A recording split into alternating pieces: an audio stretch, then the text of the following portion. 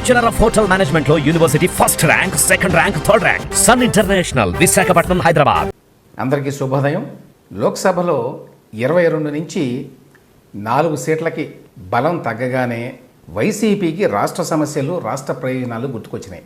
2018లో జగన్కి లోక్సభలో 25 సీట్లకు గాను 22 సీట్లని జనం ఇచ్చారు.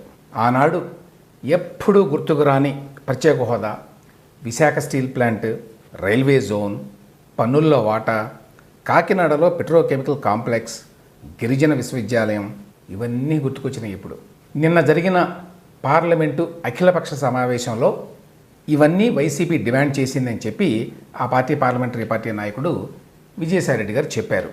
5 ఏళ్ల పాటు అధికారంలో ఉన్నప్పుడు 22 మంది ఎంపీలు ఉన్నప్పుడు జగన్మోహన్ రెడ్డికి కానీ ఆయన పార్టీకి కానీ ఇవేవీ ప్రాధాన్యాంశాలుగా కనిపించాల.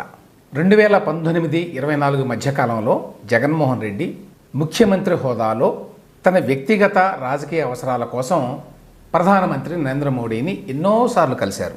ఒక్కసారి కూడా ప్రత్యేక హోదా కావాలి అని చెప్పి ఆయన ఇన్సిస్ట్ చేయలేదు. విశాఖ స్టీల్ ప్లాంట్ గురించి నోరెత్తలేదు. రైల్వే జోన్ ఊసే లేదు. ఆయన ఎంపీలు ఒక్కనాడు కూడా పార్లమెంటు వేదికగా ప్రత్యేక హోదా గురించి డిమాండ్ చేయాల. రాష్ట్రానికి సంబంధించి ఏ ఒక్క సమస్య గురించి కూడా గళమెత్తలేదు.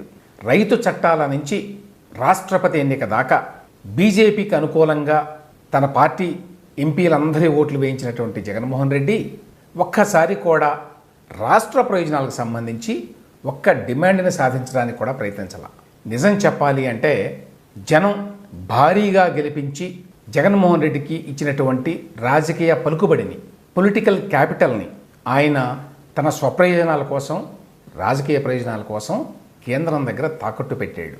అదే జగన్మోహన్ రెడ్డి, అదే వైసీపీ నాయకులు ఇప్పుడు ప్రత్యేక హోదా గురించి, రైల్వే జోన్ గురించి మాట్లాడడం రాజకీయ వంచన తప్ప మరొకటి కాదు.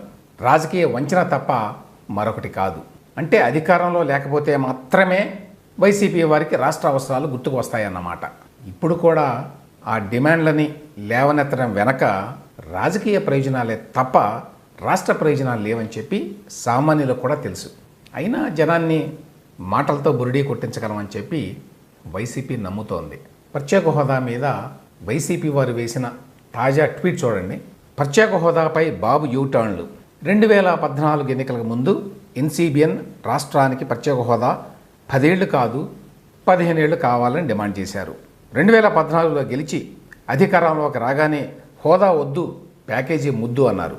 2018లో బీజేపీతో విడిపోయిన తర్వాత ఏపీకి ప్రత్యేక హోదా కావాలని మళ్ళీ అడిగాడు యూటర్న్ బాబు.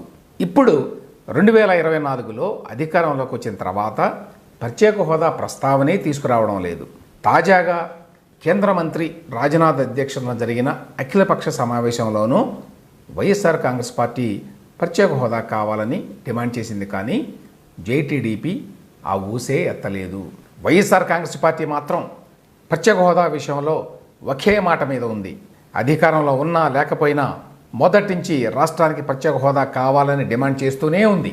వాస్తవం ఏంటి? టీడీపీ ఎన్ని యూటర్న్లు తీసుకుందో ఆ పార్టీతో పోటీగా వైసీపీ కూడా అంతకంటే ఎక్కువ యూటర్న్లు తీసుకుంది. ఆ విషయాన్ని జనం మర్చిపోతారని చెప్పి బహుశా జగన్ ఆలోచన అయి ఉంటుంది. ఎందుకంటే 2 నెలల క్రితం ఎన్నికల ముందు ఇచ్చినటువంటి ఇంటర్వ్యూల్లో కూడా జగన్మోహన్ రెడ్డి ప్రత్యేక హోదా అనేది రాష్ట్ర ప్రభుత్వం చేతుల్లో లేదు, అది కేంద్రం చేతుల్లో ఉంది, మనం ఏమీ చేయలేము, మనం అడగడం తప్ప ఇంకేమీ చేయలేము అనే మాటలు చెప్పాడు.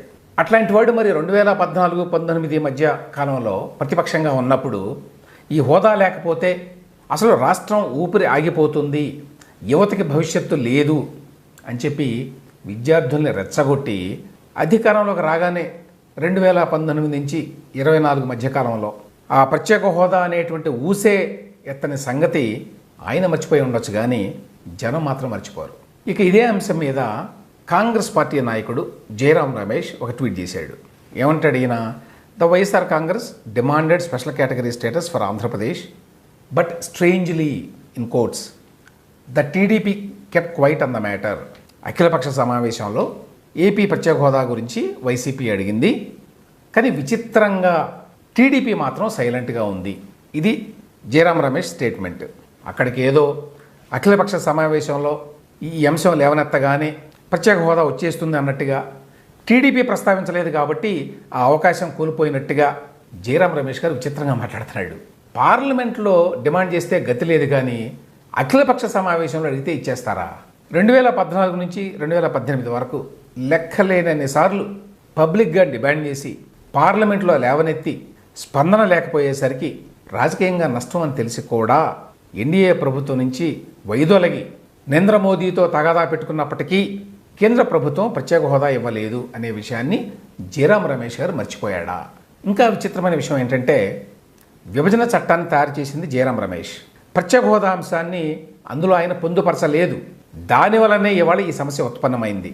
ఈ విషయాన్ని ఆయన చాలా తేలిగ్గా మర్చిపోయినట్టుంది. ఈ ప్రత్యేక హోదా సమస్యకి అసలు కారణమే కాంగ్రెస్ పార్టీ. వ్యక్తిగతంగా జయరాం రమేషే కారణం. అటువంటి వ్యక్తి గురివింద గింజలాగా మాట్లాడడం నిజంగా స్ట్రేంజ్. ప్రత్యేక హోదా అనేది ఇప్పుడున్న పరిస్థితుల్లో చాలా కష్టం. ఈ విషయం అందరికీ తెలుసు.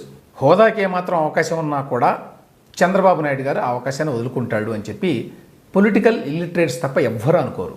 అందువల్ల అఖిలపక్ష సమావేశంలోనే ఈ విషయాన్ని లేవనెత్తాలి, అప్పుడు మాత్రమే ప్రత్యేక హోదా ఇస్తారు అని జగన్మోహన్ రెడ్డి, జయరాం రమేష్ వాళ్ళు అనడం హాస్యాస్పదం.